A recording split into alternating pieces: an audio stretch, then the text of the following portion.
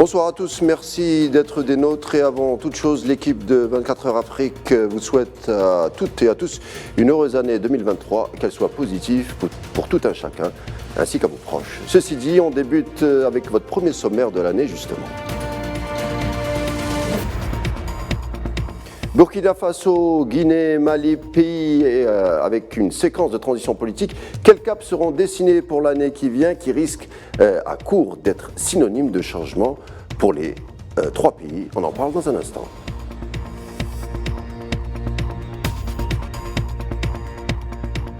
Colère au Sénégal avec manifestation en prime. On accuse le gouvernement de détournement de fonds anti-Covid. Une manifestation à laquelle s'est joint l'opposition. Éclairage tout à l'heure.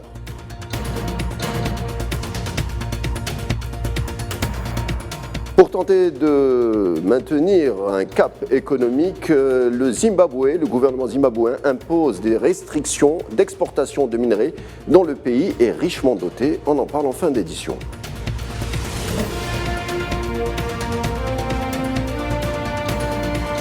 Nouvelle année, sujet du jour sur l'échelle continentale. Plusieurs chefs d'État africains ont présenté leurs traditionnels vœux du Nouvel An. On retiendra particulièrement de trois chefs ouest-africains, pour être précis, et dont la parole a été particulièrement attendue. Eux qui président un gouvernement de transition. Au Burkina Faso, à présent, ces vœux depuis Solenzo, ville qui était sous occupation des groupes armés, mais des territoires qui ont été reconquis par les forces burkinabées il y a un mois. Ibrahim Traoré a mis l'accent sur la sécurisation de certains pans de territoire burkinabé et une réforme de l'armée. À Bamako, par contre, le colonel Assimi Goïta, après les vœux de circonstance, a surtout insisté sur l'importance de la souveraineté malienne sur la scène internationale. Et puis en Guinée, le colonel Mamadi Doumbouya a lui promis qu'il continuerait à mettre de l'ordre dans les comptes publics et continuerait sa croisade contre la corruption.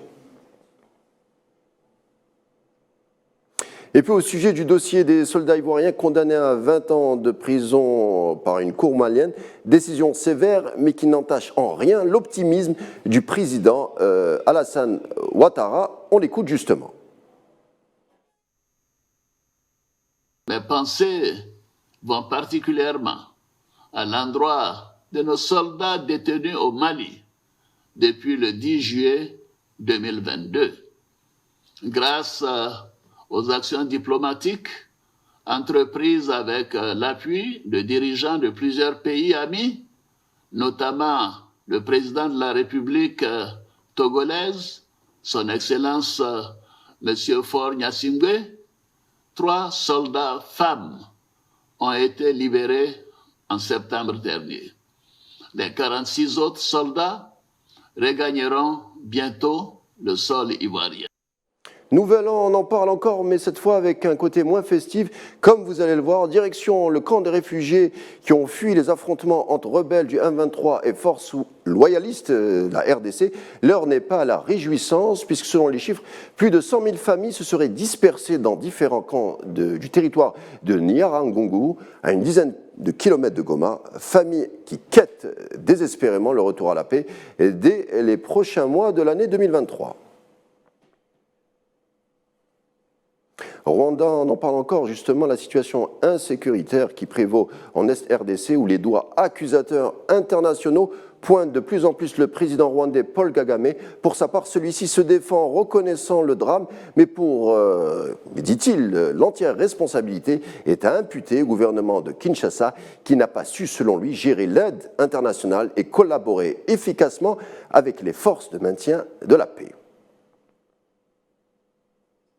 Édition spéciale Nouvel An où on fait un peu le tour du continent et les accidents malencontreusement se mêlent à la fête parfois. Après 3 années de restrictions liées au coronavirus, les Ougandais renouaient avec la célébration du Nouvel An. La fête a cependant été gâchée par la mort d'au moins 9 personnes, dont des enfants, provoqués par une bousculade dans un centre commercial au sud de la capitale, Kampala. Et puis certains commencent la nouvelle année avec les nerfs à vif, alors que la caractéristique principale du diplomate serait le sang-froid, chose qui n'est visiblement pas donnée à tout le monde. Illustrons la chose avec le dérapage en cours au cours de la réunion de l'Union africaine. Un diplomate marocain s'est démarqué en s'en prenant à un représentant sahraoui avec des noms d'oiseaux qui ont fusé. On regarde. Un mot des BRICS, le groupe économique présidé désormais par l'Afrique du Sud, présidence tournante, on le rappelle, selon le règlement intérieur, au cours de laquelle la mission échut au pays en chef d'optimiser et amener de nouveaux mécanismes de prise de décision. Instant colère, et cela se passe à Dakar, capitale sénégalaise. Des centaines de personnes ont manifesté pour réclamer des poursuites judiciaires après les nombreuses irrégularités relevées dans un rapport de la Cour des comptes sur la gestion des fonds anti-Covid sous les cris de hauts voleurs et vous n'allez pas digérer nos milliards. La foule s'est rassemblée place de la Nation à Dakar à l'appel d'une douzaine d'organisations de la société civile. Un important dispositif militaire était déployé autour de la place pour encadrer ce rassemblement autorisé par le préfet et soutenu par l'opposition qui n'a eu de cesse ces derniers jours de dénoncer, je cite, le vol des autorités. Dernier titre du jour, en crise économique profonde, pour y répondre, le pays à l'inflation historique à 250% décide de sécuriser son secteur minier.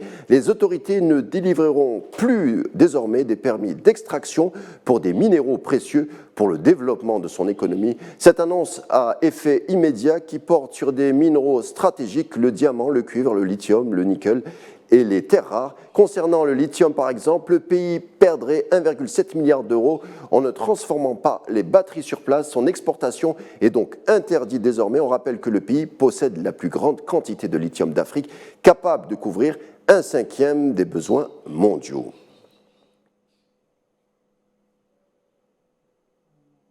Voilà, ce sera tout pour votre édition continentale du jour, la première de l'année. Merci d'avoir été des nôtres et je vous retrouve à demain.